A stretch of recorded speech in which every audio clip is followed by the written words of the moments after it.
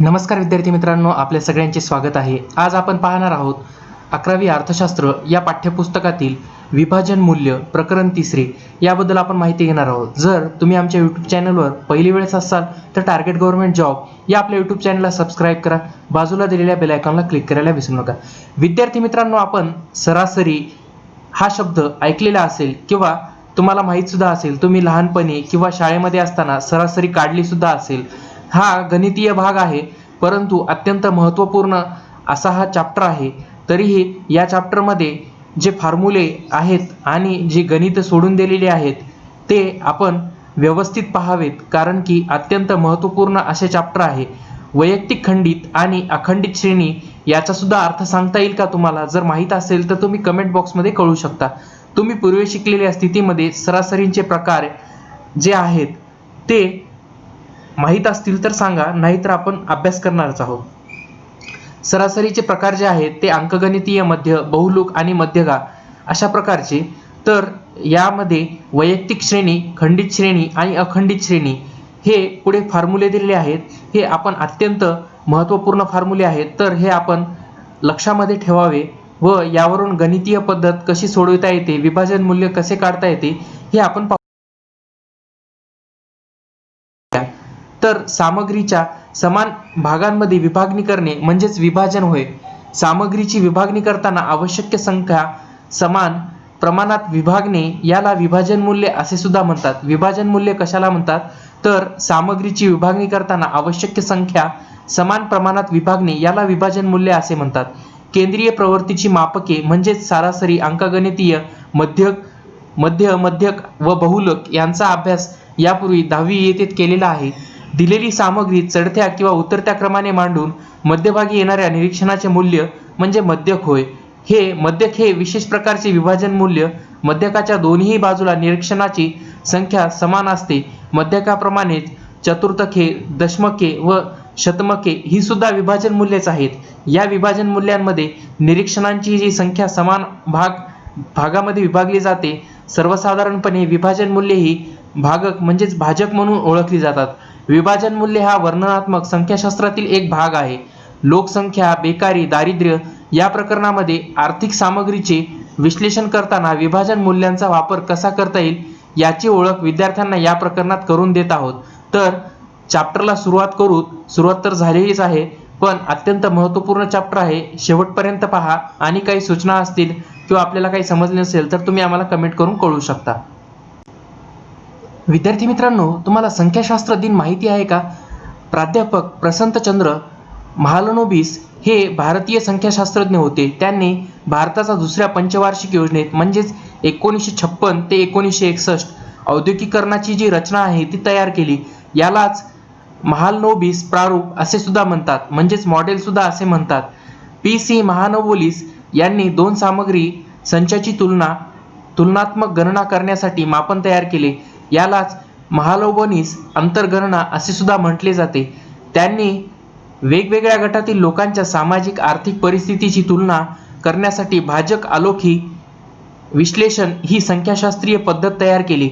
आर्थिक नियोजन व संख्याशास्त्रीय विकास या क्षेत्रातील यांच्या उल्लेखनीय योगदानाची दखल घेऊन भारत सरकारने 29 जून हा त्यांचा जन्मदिन संख्याशास्त्र दिन म्हणून घोषित केला. विद्यार्थी मित्रांनो, लक्षात ठेवा, 29 जून हा संख्याशास्त्र दिन म्हणून घोषित करण्यात आलेला आहे.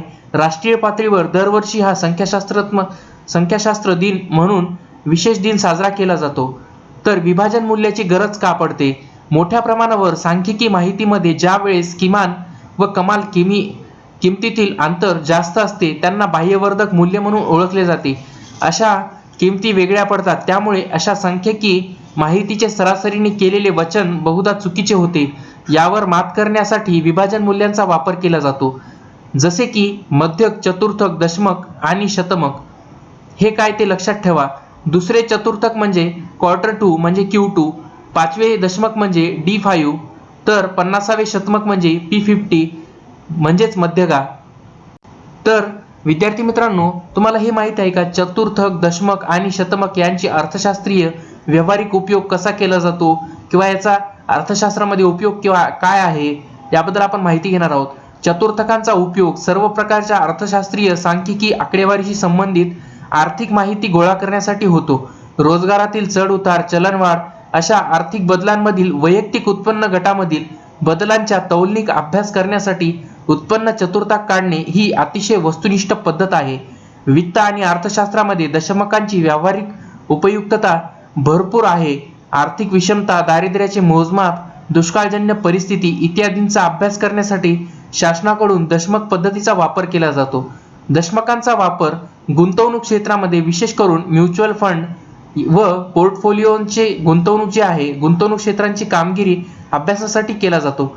मूल्यमापन चाचण्या, आरोग्य निर्देशक, कौटुंबिक उत्पन्न, कौटुंबिक संपत्ती, शतमक रोजगार इत्यादींच्या मापनासाठी शतमके वापरली जातात. शतमकांचा जो उपयोग आहे विविध मापदंड तसेच आधारभूत हेतूंची आखणी करण्यासाठी केला जातो. तर चतुर्थक म्हणजे काय? क्वार्टलाइज याचा अर्थ ज्या संख्या संपूर्ण निरीक्षणाचे समान 4 भाग करतात म्हणजे क्वार्टलाइज म्हणजे चतुर्थक 4 भाग. तर हे लक्षात ठेवा, ज्या संख्या संपूर्ण निरीक्षणाचे समान 4 भाग करतात त्यांना चतुर्थके असे म्हणतात. चतुर्थके हे 3 असतात.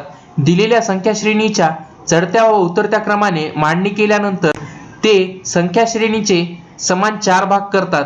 या मूल्याच्या अनुक्रमाने पहिले चतुर्थक, दुसरे चतुर्थक आणि तिसरे चतुर्थक असे म्हणतात.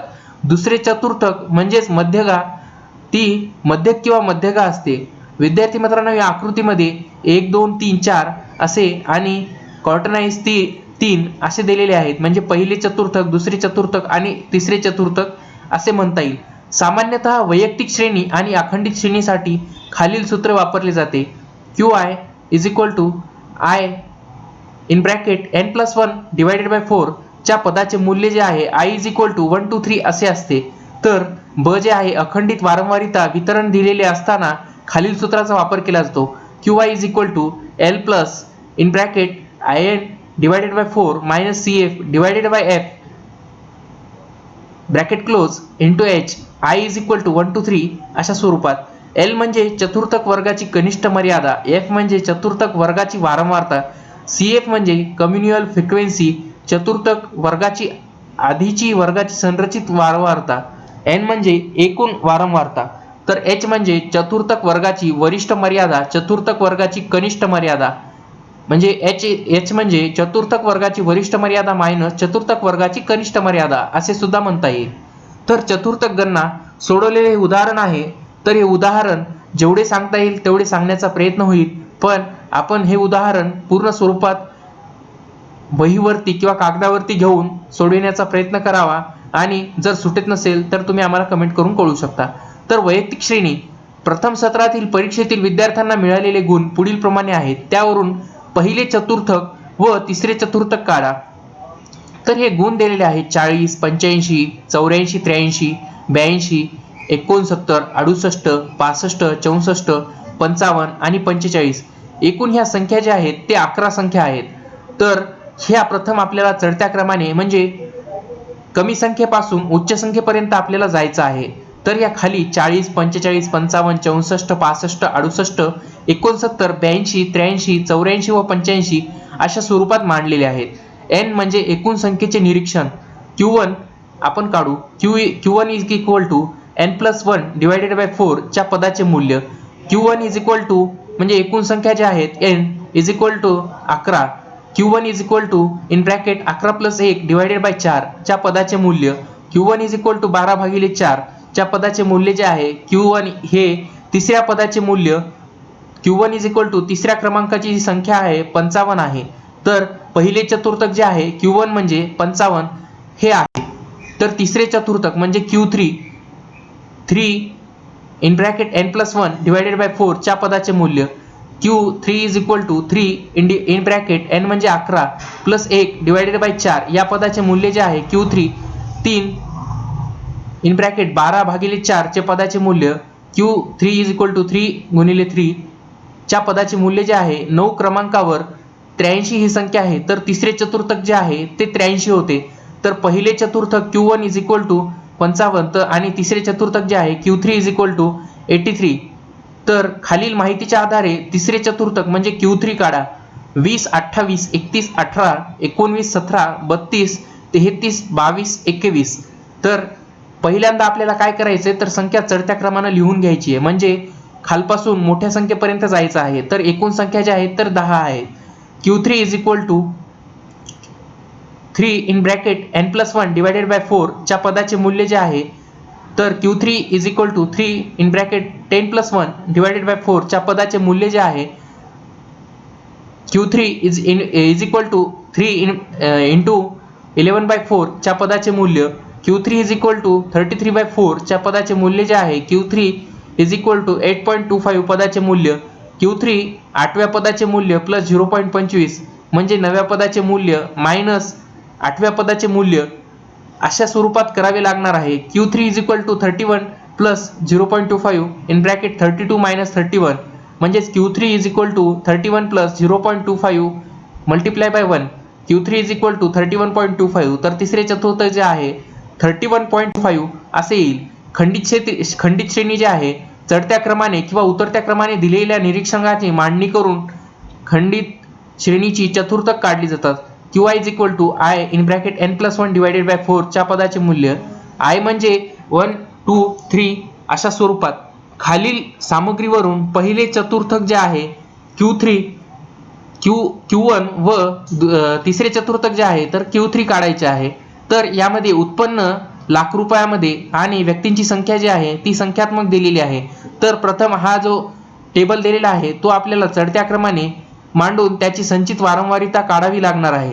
तर उत्पन्न, व्यक्तीची संख्या आणि संचित वारंवारता म्हणजे क्युम्युलल फ्रिक्वेन्सी ही या टेबलमध्ये काढलेली आहे. तर त्यानंतर जे आहे Q1 is equal to n+1 divided by 4 च्या पदाचे मूल्य Q1 is equal to 59 plus 1 divided by 4 च्या पदाचे मूल्य Q1 is equal to 60 bye 4 च्या पदाचे मूल्य Q1 15 च्या पदाचे मूल्य संचित वारंवारता 15 ही संचित वारंवारतेच्या 23 गटामध्ये येते आणि तिचे मूल्य जे आहे ते 6 लाख रुपये आहे. तर पहिले चतुर्थक म्हणजे Q1 is equal to 6 lakh रुपये. तर Q3 is equal to 3 in bracket n+1 divided by 4 च्या पदाचे मूल्य Q3 is equal to 3 in bracket 59 plus 1 divided by 4 च्या पदाचे मूल्य जे आहे तर अशा स्वरूपात आपल्याला सोडवावे लागणार आहे. म्हणजेच Q3 इज इक्वल टू 45 संचित वारंवारता 45 ही संचित वारंवारतेच्या 45 या गटामध्ये येते आणि याचे मूल्य जे आहे 10 लाख रुपये आहे. तिसरे चतुर्थक म्हणजे Q3 is equal to 10 lakh. तर Q3 पहिले चतुर्थक Q1 6 लाख, तिसरे चतुर्थक Q3 म्हणजे 10 लाख. तर आपल्याला पाहायचं आहे आता अखंडित श्रेणी. अखंडित श्रेणीनुसार पहिली चतुर्थक Q1 व तिसरे चतुर्थक Q3 काढताना खालील पायऱ्यांचा वापर करायचा आहे. प्रथम संख्या चढत्या व उतरत्या क्रमाने मांडावी. प्रत्येक गटाची वारंवारता त्या गटासमोर लिहावी. संचित वारंवारता काढावी. त्यानंतर चतुर्थ वर्ग निश्चित करायचा आहे. तर पायरी प्रथम जे आहे तर चतुर्थक वर्ग काढायचा आहे. Q1 is equal to n divided by 4 च्या पदाचे मूल्य Q3 is equal to 3n divided by 4 च्या पदाचे मूल्य. तर पायरी 2 जे आहे Q1 is equal to L plus in bracket in divided by 4 minus CF divided by F multiply by H I is equal to 1 2 3 अशा स्वरूपात. L म्हणजे चतुर्थक वर्गाची कनिष्ठ मर्यादा, F म्हणजे चतुर्थक वर्गाची वारंवारता, CF म्हणजे चतुर्थक वर्गाच्या आधीच्या वर्गाची वारंवारता, N म्हणजे एकूण वारंवारता चतुर्थक वर्गाची वरिष्ठ मर्यादा मायनस चतुर्थ वर्गाची कनिष्ठ मर्यादा. तर एक खालील सामग्रीचे पहिले चतुर्थक व Q1 आणि तिसरे चतुर्थक Q3 काढायचे आहे. तर पाऊस सेंटीमीटर मध्ये दिलेला आहे आणि वर्षाची संख्या जी आहे तर ती दिलेली आहे. तर आपल्याला हे पहिले चढत्या क्रमाने लिहून घ्यायचे आहे आणि संचित वारंवारता म्हणजे क्युम्युलल फ्रिक्वेन्सी काढायची आहे. तर ती काढलेली आहे आणि n इज इक्वल टू 50 असे आलेले आहे. तर विद्यार्थी मित्रांनो Q1 is equal to n divided by 4 च्या पदाचे मूल्य जे आहे ते Q1 is equal to 50 bye 4 या पदाचे मूल्य Q1 इज इक्वल टू 12.5 च्या पदाचे मूल्य 12.5 या पदाचे मूल्य जे आहे 27 या संचित वारंवारते गटामध्ये येते. म्हणून त्याचा गट जो आहे 30 - 40 या वर्गामध्ये येतो. 30 ते 40 या वर्गामध्ये येतो. L इज इक्वल टू 30 तर F is equal to 20 CF 7 N 50 H 10. तर हे ह्या खालील फॉर्म्युल्यामध्ये आपल्याला टाकायचे आहे आणि पहिले चतुर्थक येईल Q1 is equal to L plus in bracket N divided by 4 minus CF divided by F multiply by H. तर यामध्ये सगळ्या जे वर संख्या दिलेल्या आहेत L F CF आणि N आणि H या संख्या आपल्याला टाकायच्या आहेत, तर उत्तर असे येईल Q1 इज इक्वल टू 32.75 म्हणजेच पहिले चतुर्थक जे आहे 32.75. तर Q3 म्हणजे तिसरे चतुर्थक काढायचे आहे. Q3 is equal to 3n divided by 4 च्या पदाचे मूल्य जे आहे Q3 is equal to 3 into 50 divided by 4 च्या पदाचे मूल्य Q3 is equal to 150 divided by 4 च्या पदाचे मूल्य जे आहे Q3 इज इक्वल टू 37.5 असे येईल. तर हे जे आहे ह्या पदाचे मूल्य जे आहे 40 ते 50 या वर्गामध्ये येते. तर L is equal to 40, F is equal to 17, CF is equal to 27, N is equal to 50 आणि H इज इक्वल टू 10. तर हे आपल्याला ह्या फॉर्म्युल्यामध्ये टाकायचं आहे. Q3 is equal to L plus 3n divided by 4 minus CF divided by 4F multiply by H. तर Q3 is equal to ह्या सगळ्या जे संख्या ज्या आलेल्या आहेत म्हणजे पदाचे जे मूल्य आलेले आहे ते आपल्याला या फॉर्म्युल्यामध्ये ऍड करून Q3 इज इक्वल टू 46.18 असे येईल. तर पहिले चतुर्थक जे आहे 32.75 आणि तिसरे चतुर्थक जे आहे 46.18 असे येईल विद्यार्थ्यांनो. दशमक म्हणजे डेसाईल ज्या संख्या संपूर्ण निरीक्षणाचे 10 समान भाग करतात त्यांना दशमके असे म्हणतात. दशमके हे 9 असतात. दिलेल्या सामग्रीच्या चढत्या किंवा उतरत्या क्रमाने मांडून त्यांचे 10 समान भाग केले असतात. दशमक मिळते दशमकाचे एकूण 9 भाग असतात. दशमके ही D1 ते D9 अशी मोजली जातात. तर वैयक्तिक श्रेणी आणि खंडित श्रेणी दिलेली असताना दशमके खालील सूत्रानुसार काढली जातात. DJ is equal to J in bracket n+1 divided by 10 च्या पदाचे मूल्य J is equal to 1 2 3 to 9 1 ते 9 पर्यंत असते विद्यार्थी मित्रांनो, अखंडित नसते हे. तर ब म्हणजे अखंडित वारंवारता वितरण केलेले असताना खालील सूत्रांचा वापर करावा. DJ is equal to L in bracket Jn divided by 10 minus CF communal frequency divided by F into H अशा स्वरूपात. J इज इक्वल टू 1 2 ते 9 अशा स्वरूपात. D म्हणजे दशमक, L म्हणजे दशमक वर्गाची कनिष्ठ मर्यादा, F म्हणजे दशमक वर्गाची वारंवारता, CF म्हणजे दशमक वर्गाच्या आधीच्या वर्गाची संचित वारंवारता, H म्हणजे दशमक वर्गाची वरिष्ठ मर्यादा मायनस दशमक वर्गाची कनिष्ठ मर्यादा. अशा स्वरूपाची मर्यादा दशमकाची गणना सोडविलेले उदाहरण आहे विद्यार्थी मित्रांनो. अत्यंत महत्त्वपूर्ण हा भाग आहे. तर या भागामध्ये वैयक्तिक श्रेणीचे हे उदाहरण आहे. खालील सामग्रीचे चौथे दशमक म्हणजे D4 आणि आठवे दशमक D8 शोधा. तर प्रथम आपल्याला संख्या ज्या आहेत चढत्या क्रमाने म्हणजे खालच्या संख्येपासून वरील संख्येपर्यंत जायचं आहे. तर D4 is equal to 4 in bracket n+1 divided by 10 च्या पदाचे मूल्य. D4 is equal to 4 in bracket 9+1 divided by 10 च्या पदाचे मूल्य जे आहे D4 म्हणजे एकूण 4 येते. D4 चौथ्या पदाचे मूल्य आहे. D4 चौथ्या दशमकाचे मूल्य जे आहे D4 हे 10 आहे.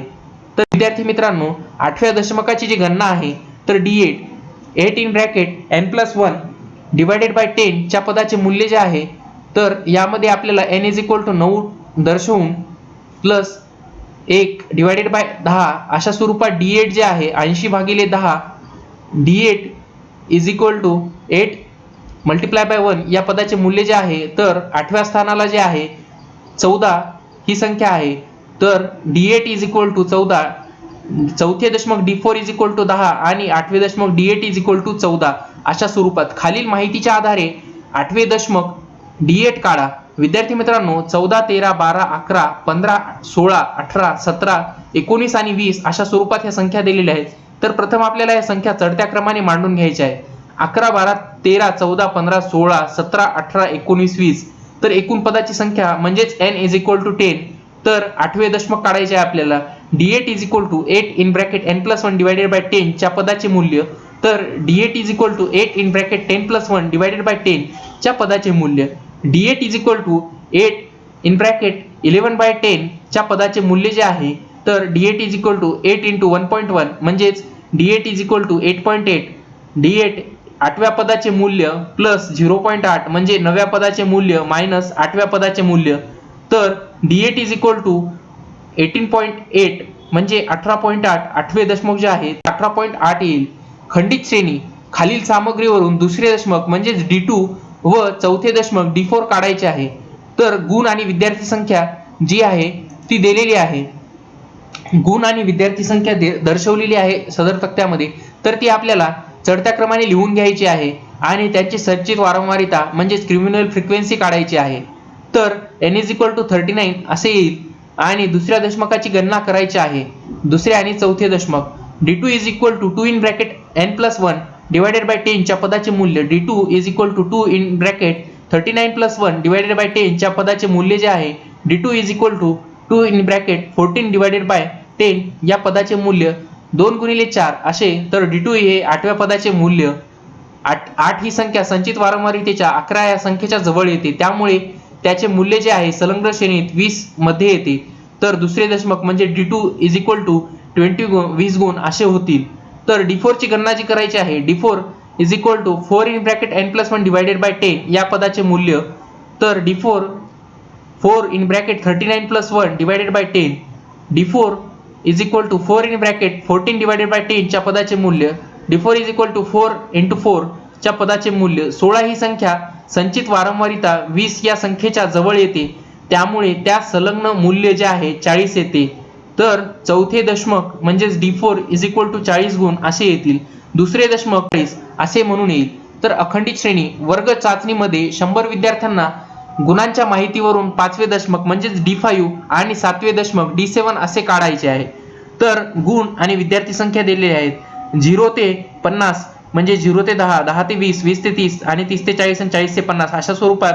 आणि विद्यार्थी संख्या दिलेली आहे 10, 10, 40, 20 अशा स्वरूपात. ही आपल्याला सर्वप्रथम चढत्या क्रमाने लिहून घ्यायची आहे. तर n इज इक्वल टू 100 येईल. 5व्या दशमकाची गणना करायची आहे d5 म्हणजेच d5 is equal to 5n divided by 10 च्या पदाचे मूल्य जे आहे d5 is equal to 5 multiply by 100 divided by 10 च्या पदाचे मूल्य d5 is equal to 500 divided by 10 या पदाचे मूल्य जे आहे d5 इज इक्वल टू 50 च्या पदाचे मूल्य. 50 ही संख्या संचित वारंवारितेच्या 60 च्या अंतर्गत येते, त्याचा गुण जे आहे वर्गवारी 20 ते 30 मध्ये आहे. तर विद्यार्थी मित्रांनो L20 F40 CF20 आणि N100 H100. तर d5 चे जे मूल्य आहे is equal to d5 is equal to L plus in bracket 5n divided by 10 minus CF divided by F multiply by H. d5 मध्ये ह्या वर जे आपण जे संख्या काढलेली आहे संचित वारंवारिताच्या अंतर्गत जे येतात, तर d5 चं जे आहे ते सगळ्या संख्या इथं आपल्याला ऍड करायच्या आहेत. तर उत्तर असे येईल d5 इज इक्वल टू 27.5. तर d5 जे आहे 27.5. 7व्या दशमकाची गणना करायची आहे आपल्याला d7 is equal to 7n divided by 10 च्या पदाचे मूल्य d7 is equal to 7 multiply by 100 divided by 10 च्या पदाचे मूल्य जे आहे d7 700 भागिले 10 च्या पदाचे मूल्य 70 या पदाचे मूल्य. 70 ही संख्या संचित वारंवारितेच्या 80 च्या अंतर्गत येते, त्याचा गुणात्मक वर्ग जो आहे 30 हा आहे 30 ते 40 हा आहे. तर L is equal to 30, F is equal to 20, CF is equal to 60 आणि N इज इक्वल टू 100 आणि H इज इक्वल टू 10.